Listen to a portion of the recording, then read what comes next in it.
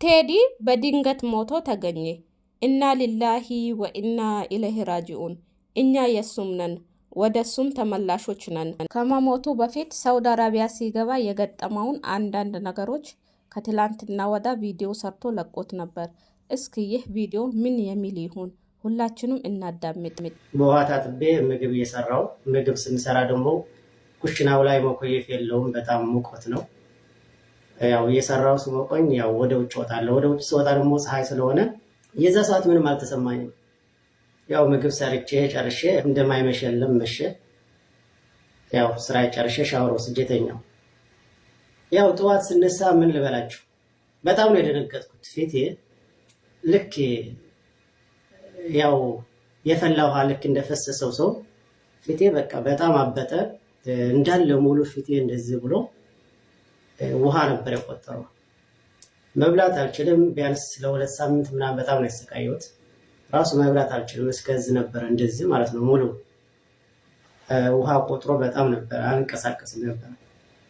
በጣም ነው የወፈረው። ፎቶ ላይ እንደዛ አስቀምጥላችኋለሁ። የፎቶ ላይ ማስቀምጥላችሁ ከተሻለ። አሰላሙ አለይኩም ወራህመቱላሂ ወበረካቱ። ውድና የተከበራችሁ የቻናል ቤተሰቦች እንዴት ናቸው? በያላችሁበት የዓለም ዳርቻ ከእናንተ ጋር ይሁን። የሌላ እምነት ተከታዮች ሰላም ሰላም ብያለሁኝ። ዛሬ ቀን እና ሊላሂ ወኢና ኢለይሂ ራጂኡን በጣም በሚያሳዝን ቪዲዮ ነው የመጣሁት። ይህ ወንድማችን ቴዲ ወይም ደግሞ የብሩክስ ሀበሻዊ ወንድም ነው ማለት ነው። ወደ ስደት ከዛ በፊት አቅንቶ ነበር ሳውዲ አረቢያ። ከዛ በፊት ሄዶ ነበር። እንግዲህ ሁላችንም ስደትን እንመጣለን። ከስደት ደግሞ አሁንም ሀገራችን ስንገባ አሁንም በድጋሚ ህይወት አሊሁን ሲለን ተመልሰን ሁላችንም ወዴት እናቀናለን? ወደ መጣንበት ወደ ስደትን ማለት ነው። እና ይህ ወንድማችን ቴዲም ይሄ ነገር ነበር የገጠመው። ስደት ሄደ፣ ሀገር ቤት ሄደ። ከሀገር ቤት አሁንም ህይወት አልቀናው ሲለው ተመልሶ ወዴት ይሄዳል? ወደ ሳውዲ አረቢያ።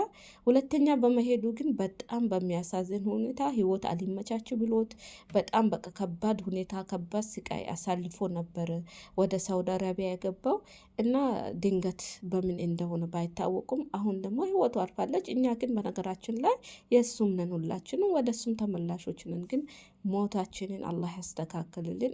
ሞታችን አላህ ሱብሃነሁ ወተዓላ ያስተካክልልን፣ መጨረሻችንም ያሳምርልን።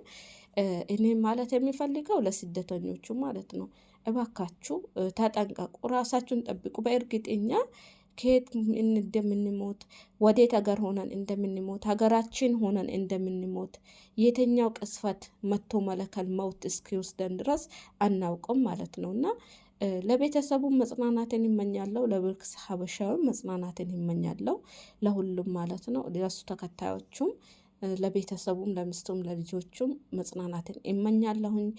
በጣም ያሳዝናል። ዘድ የምትባል ባለቤት አለችው። በጣም እንንጃ ቪዲዮ ሲሰሩ በጣም ከምንም ነገር ለየት የሚል ኮንፊደንስ አላቸው። አላህ መጽናናትን ይስጥሽ፣ ፈጣሪ መጽናናትን ይስጥሽ ላለሁኝ እና ተመልሶ ወደ ሳውዲ አረቢያ አግኝቶ ነበር። ከሳውዲ አረቢያ ደግሞ በረሃ ሲገባ ምንም አልተመቸውም ነበር። እንደተናገረ እንደነበረው ፊቱ ውሃ ቃጥሮ በጣም በቃ ፊቱ አብጦ ራሱ ማለት ነው እንዳለ ሙቀቱ አልቻለውም እና ልክ ከበረሃ ሲገባ ሙከየፉ ሲከፍት ያይለበልባል ማለት ነው። ውጭ ሲወጣ ደግሞ ፀሐዩ ያቃጥለዋል። ስደት ላይ ብዙ መከራ ብዙ ስቃይ አለ። እውነታችን ነው። ብዙ ሙከራ ብዙ መከራና ብዙ ስቃይ አለ በስደት እና ከዚህ መከራና ከዚህ ስቃይ ሁላችንም አላህ ነጂ ያውጣን፣ አላህ ይጠብቀን፣ አላህ ይገላግለን። እና እናንተም ስደተኞች ራሳችሁን ጠብቁ።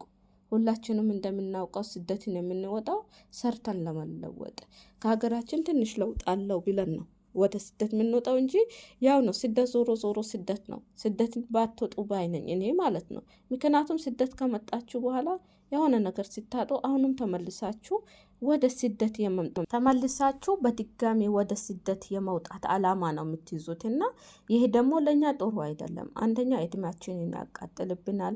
ሁለተኛ ከምንወዳቸው ሰዎች ከምንወዳቸው ቤተሰቦቻችን ጥሩ ላይፍ አይኖረንም፣ ጥሩ ግንኙነት አይኖረንም። ሁሉ ነገራችን ነው ስደት የሚቆረጥ ሁሉ ነገራችን ነው። እስኪ ስደት ወጥታችሁ ህይወታችሁ ያልተባከነ ህይወታችሁ ከንቱ የሆነ ህይወታችሁ ሊፋ ልፋታችሁ ከንቶ የሆነ ሰዎች የለሁም ብላችሁ የእያንዳንዳችሁ ስደት በመውጣታችሁ በቤተሰብ ችግር፣ በዘመድ በጓደኛ ችግር በቃ ያላሰባችሁትን ቦታ እየተገኛችሁ አላችሁ ሁላችሁም ማለት ነው። እና ከዚህ ነገር ሁላችንም አላህ ይጠብቀን እባካችሁ። አረብ ሀገርም ካላችሁ በጊዜ ሰራ አድርጋችሁ እንደሰው በጊዜ ሀገራችሁን ግቡ። በቃ ለእኛ የሚሻለንም የሚያዋጠንም ይሄ ነው እንጂ በቃ በዚህም በዛም መዝረክረክ አይደለም። እና ራሳችሁን ጠብቁ።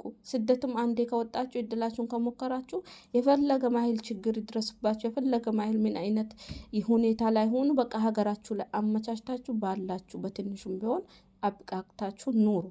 የሚሻላችሁ ይሄ ነው። ለሁላችንም የሚሻለን ይሄ ነው። ከስደት ወደ ስደት መቀያየር አስፈላጊ አይደለም። ፈጣሪ መጀመሪያ ያመቻችለት ሰው ነው ስደት ላይ ተደላድሎ የሚኖረው እንጂ ያላመቻችለት ይሄ ነው። ወይ ሞት ይወስደዋል። በቃ ባላችሁ ታይም መጫወት ከቤተሰቦቻችሁ ጥሩ ላይቭ ነው ማሳለፍ አለባችሁ። አሁን የቴዲ ሳውዲ አረቢያ ሄደ፣ ሀገር ገባ፣ ህይወት አልመቻቻለው፣ ተመልሶ ሳውዲ አረቢያ ሄደ። ይኸው አላህ ሱብሃነሁ ወተዓላ መጀመሪያ ፈቅዶ ያስቀመጠለትን ቦታ የመጨረሻውን ቤቱን ሄደ ማለት ነው። ይሄንን እኛ የመጨረሻ ቤት አለን፣ የመጨረሻ ህይወት፣ የመጨረሻ ላይቭ አለን። ሁላችንም ግን ለዛች ቦታ እንጣጣርላለሁ። አመሰግናለሁ። ቪዲዮውን ከተመቻችሁ ላይክ፣ ሼር፣ ሰብስክራይብ አድርጉ። ለቤተሰቡ መጽናናትን ይመኛለሁኝ። ሁላችንም የሱም ነን። በድጋሚም ወደ እሱም ነው የምንሄደው። ተወልደናል፣ ተፈጥረናል። ምን እንደሚገጥመን አናውቅም። ባለን ጊዜ ባለችን ታይም ጥሩ ጊዜ፣ ጥሩ ህይወት፣ ጥሩ ላይፍ ከቤተሰቦቻችን በመልካም መንገድ ከጓደኞቻችን በመልካም መንገድ ላይፋችን እናሳልፍ።